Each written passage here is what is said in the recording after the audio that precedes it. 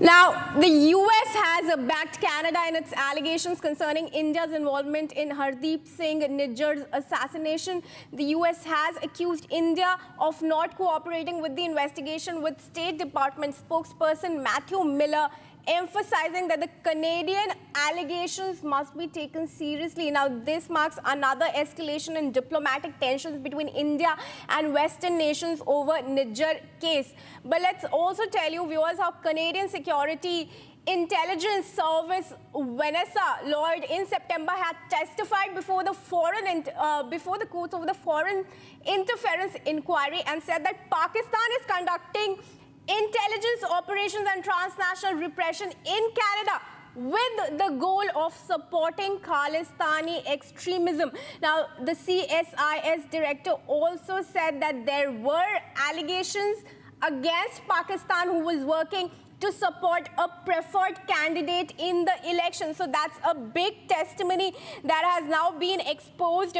Weeks before showdown, Canadian spy agency cited Pakistan's support to seek separatists. In fact, joining us live on the story now is Veena Sikri, retired High Commissioner of India to Bangladesh. A very good afternoon to you, ma'am, and thanks for joining us and giving us your time. Now, Canada has quite honestly been exposed here. CSIS director telling how Pakistan is really working with Canada to support Khalistani extremists in Canada. So it appears now that the Canadian act of calling back Indian diplomats is merely for vote bank politics of Trudeau. Well, certainly, I think the statement by the government of India on the allegations made by Canada has been very strong and very correct, outlining how these charges are completely preposterous. The evidence that you have referred to, made by the then interim director of the CSIS, the Canadian Security Intelligence Services, that was made last month on the 27th of September. Right. And I think it's a very strong allegation and needs to be looked into further. And certainly the Canadian government should answer how the head of the security agency has made such a serious allegation and no account has been taken of it. All this statement was made before the Foreign Interference Inquiry Commission that is ongoing in Canada.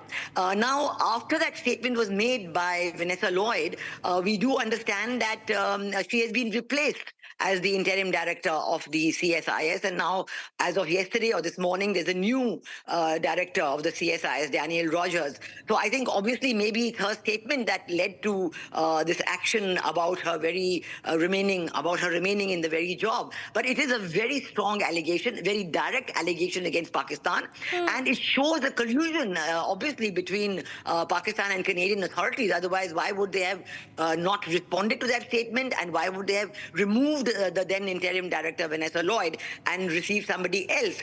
So clearly, I think that India's point has been fully validated, that Indian diplomats do not indulge in any such activities and any tactics, and all these attempts by the Canadian government to put India into a corner are completely incorrect. As a result, all the Indian diplomats have been recalled and Canadian diplomats have been expelled.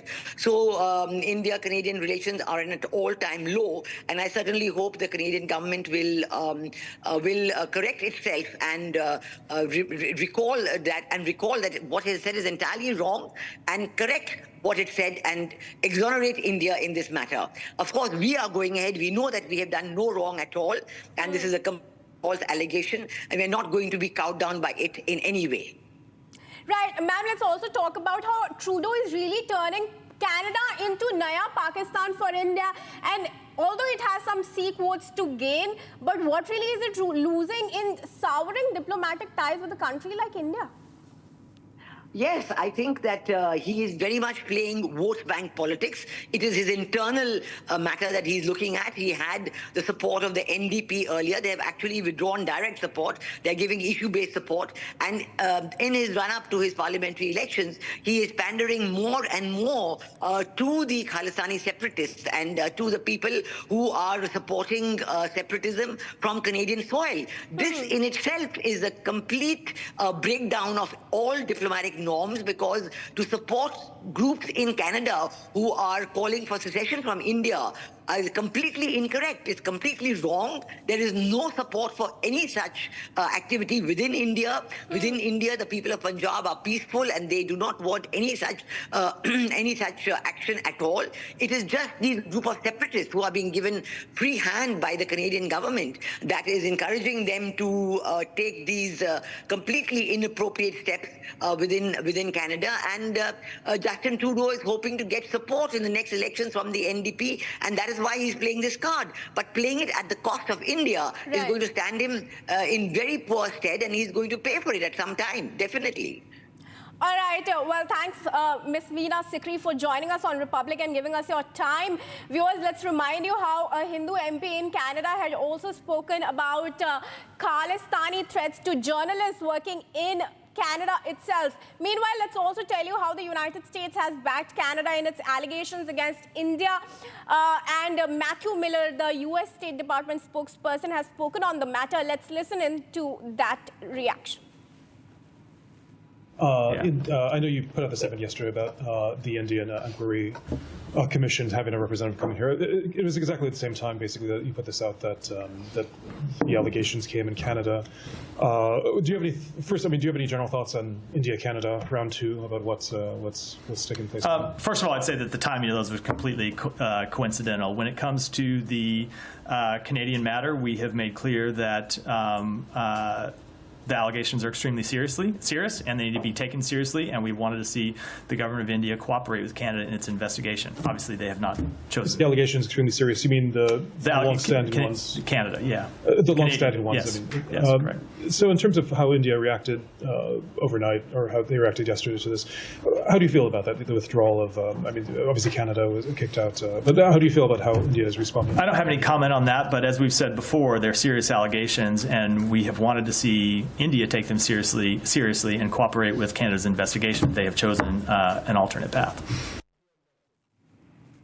And viewers, let's shift our focus to another angle in the case, the diplomatic tie between India and Canada. Now, Jagmeet Singh, the leader of Canada's New Democratic Party, has publicly called for sanctions against Indian diplomats amid this escalating standoff between the two nations. Now, this demand comes after Singh has faced criticism and, in fact, mockery from journalists highlighting the growing scrutiny of his political stance. The push for sanctions reflects a broader political discourse in Canada concerning relations with India, particularly following serious allegations made by the Canadian officials. Let's listen in. The sanctions that you were putting forward, I want to ask about the sanctions that you want to put forward. How do you balance that against Canada's economic interests and suggesting severe sanctions when that would have potentially devastating effects in Canada's economy? I thank you for the opportunity to clarify. I mentioned very severe sanctions on Indian diplomats. Policy. So given the fact, I mean, let's just take a moment. We got the RCMP that said that Indian diplomats were hiring criminal elements to shoot at Canadians. I can't see why we would do anything other than put in place severe sanctions on those diplomats, on Indian diplomats. The Modi government has to be held to account, and we all need to be unified as Canadian leaders. All of us have to be united in denouncing Modi and making sure we protect Canadians and put their safety first and foremost. Thank you so much. I'm saying whether or not you have personal threats. What do you I'm make not of saying that you're leaving open that assumption. We're going to let her He's gone.